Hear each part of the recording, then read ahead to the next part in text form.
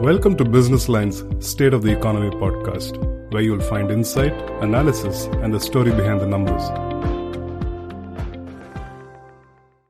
Namaskar, welcome to the latest episode of State of Economy, where we are going to talk about various high-frequency economic indicators which have been made public during last 3 to 4 days. What are the indications and what kind of outlook we can have on the basis of these high-frequency economic indicators? To talk with all about these things, we have with us Mr. Devendra Kumar Pant. He is a chief economist with India Research and Ratings. Dr. Pant, welcome to this episode of podcast. Thanks for having me on your show. Dr. Pant, first of all, let me ask you about the two high-frequency economic indicators which are in news. First is, of course, the GST collection, which has exceeded 2 lakh crore for the first time since inception. And the second one is about the Purchasing Manager Index for manufacturing sector, which has registered a lower number. How do you read the GST number? Look, Shishir, the GST number gives a very good feel-good feeling. Is it really the feel-good? Is it we have to dissect this number more and then draw a conclusion? Because right now, the situation we are in, a lot is happening in the economy. And at times it is difficult to frame a view based on one single number. So one has to look at the different numbers. Now, if you look at what the GST number tells us, how the consumption is behaving, how the investment is behaving in aggregate in the economy, plus how your imports are coming in because you have the GST on import also. This shows a very good picture that the growth has been higher based on internal transactions, so excluding import, the growth has been somewhere around 12 to 13%. So this is because of a combination of number of things, and which have been seeing from past say year and a half. First thing, plugging in the leakages, improving compliance. I will put it as the process they have created by which fake input tax credit is not taken, so improving compliance, plugging in leakages.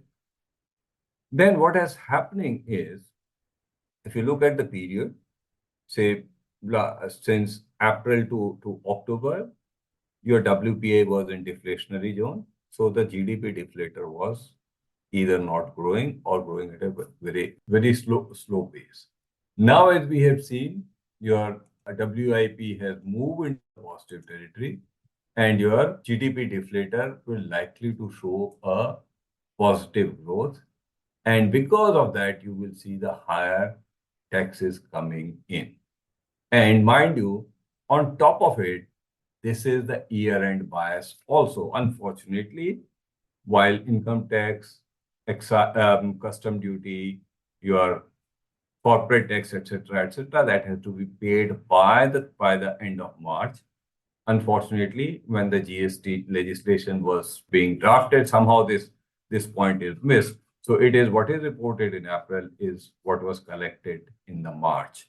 So that bias, if you go back and look at these numbers, it will be there. Having said that, I would like to focus more on how individual states they have performed. It is good to see now most of the states were having somewhere around close to 12% growth. Some states were having higher growth, but still there are some states which are either having very low single-digit growth, and a couple of them have even the negative growth. So the whole premise on which the GST was implemented, that it will help consuming state also to grow, is not fully tested, or it is not showing that consuming states are getting benefited. So there's a mixed lot. So this shows us the past. Now coming to PMI. See, the PMI is, one has to be very careful with the PMI, because the PMI number is always in comparison to the previous month. Now, when you look at in comparison to the previous month, there is lot of seasonality, which one has to take out of it. And then only you can compare, because most of the economic data we compare is just to avoid seasonality YOY. So your on PMI says, with respect to the previous month, the process economy is going to evolve like this. Now you look around.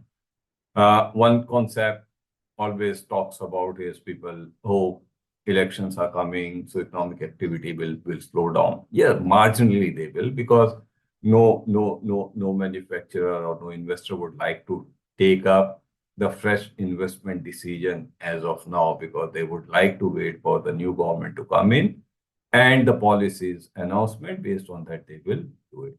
So PMI relative to previous month going down, but it is still remaining in the contract in the expansionary zone. Look at any forecast, everybody talks about the first quarter. Assuming the PMI is a lead indicator of the quarterly GDP or the annual GDP, all forecasts will talk about the first quarter growth being marginally being lower than what it was first quarter of previous year. Now, Okay. Yeah, please.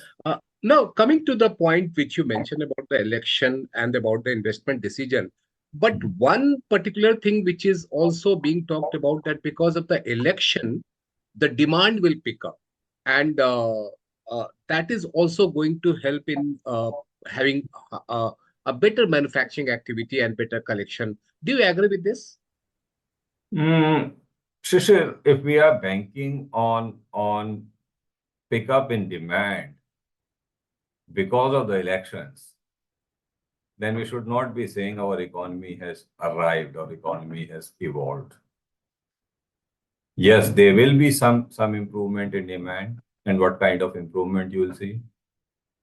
The candidates they will move around the country, more consumption of petrol, more consumption of diesel, more consumption of aviation turbine fuels, because the aeroplane and the helicopters will be flying. Is any of these 3-4 things put together have any significant impact on the overall demand in the economy? To me, it appears no. Right. There'll be one thing which will be, you will have maybe lesser home cooked food than the food taken in the restaurant or the dhabas along the highways. That will increase instead of me having food at home. Because if I'm involved in the election process, be it from the government side or be it from a political party side, chances are that I may eat out more than what I'm generally eating. So that is not going to have an impact on demand. What kind of impact you will see? Demand, some increase in the fuel consumption. Kind of impact you will see, maybe the banners and all those which are put by the parties or flags, a manufacturer or those create those flags hoardings, their demand will go up. You may see the khadi, if at all everybody is looking at the khadi national flag or the party flag. So party flags are generally not in khadi. So some of those demand will increase. Otherwise, I don't see any particular reason why the demand will go up. And in my opinion, you may not agree. If we are looking at the growth of the economy, where we say like our economy has weathered the storm of the global slowdown, our economy has weathered the storm of COVID, and if for economic growth we have to depend on elections, then I don't think our economy has evolved. Economy has evolved. There will be some impact, but unlikely that there will be large-scale impact on the demand. I talked about two factors. One is, of course, heat waves, extreme heat waves, and the second one is above normal monsoon. And these two factors are being discussed in a significant manner, and it is said that this is going to impact the economy. What is your assessment? Heat wave, no doubt, because the other day they were reporting that ghats in Varanasi have a deserted look from 10 in the morning till 4 in the evening for 6 hours. There is extreme heat.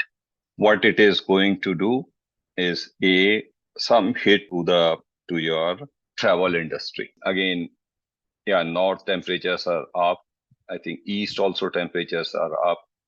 Down south, it is up. I think western still we can manage. There'll be some impact on your travel industry, but having said that, some of it may be compensated by people rather than flocking or getting into those places during the daytime.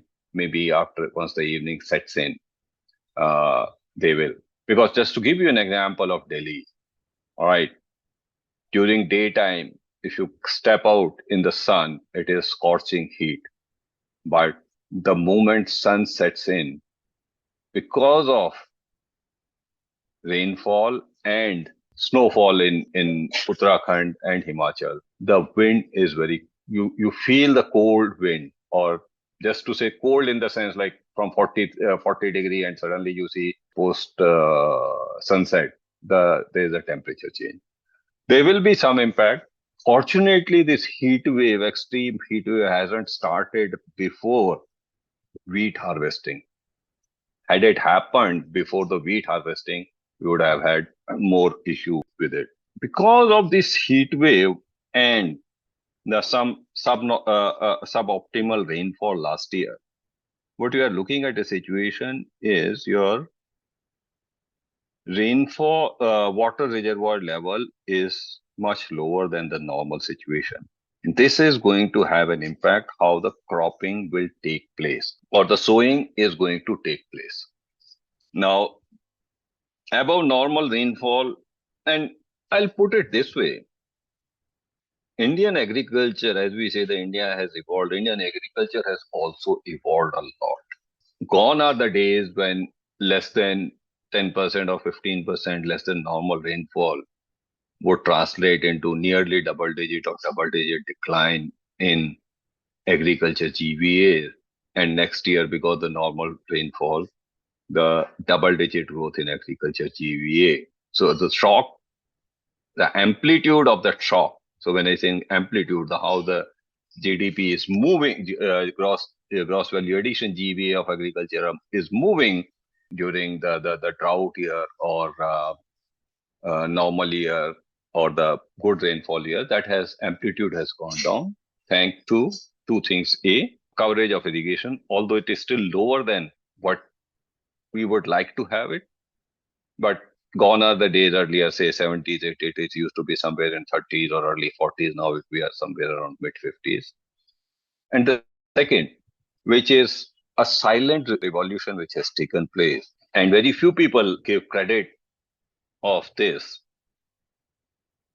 that is the increase in the agriculture extension services across the country. Because come May or June, if the paddy harvesting is done, and if it is, the initial information reaches farmer that look, instead of first week of June, the rainfall will start from the fourth week of the June. So the paddy transplantation should not take place before the rainfall hits or the monsoon hits. And then if there's a delayed monsoon, rather than 120-day crop, get into a 90-day crop. These two things has made changes to the agriculture output. Okay. While the second one has mostly gone unnoticed in the discussion. Okay. Now coming to one important high frequency economic indicator, that is the retail inflation. The number will be out on 12th of this month. What is your assessment, considering the two factors which I just mentioned about the heat waves and of course the monsoon? So keeping all those things in mind, how do you see the number for the month of April? Month of April, we are expecting that number will be marginally lower than 4.85, but unlikely that it will be significantly lower. There will be some decline, because if you look at the kind of procurement numbers we see, that number has given the hope that the government will, because government is supplying to 80 crore people free food grain. So the government requirement are huge. It is not yet what they want to require. It is still less than that, but hopefully they will be able to get that. So the cereals and product inflation, which has inched up in the March 24, as of now, unlikely to go significantly up. Yes, we had seen, but we are looking at April now. We're discussing what will be the outcome in the April. In the May, we have seen some impact on the vegetables inflation. In April, also slightly towards later part. So that is going to give some push to the inflation. So all in all, we are not expecting a significant decline in the inflation. It may be at best limited to 10 to 15 basis points. So somewhere around 475 or 4.75 or so is likely to be the inflation number for April.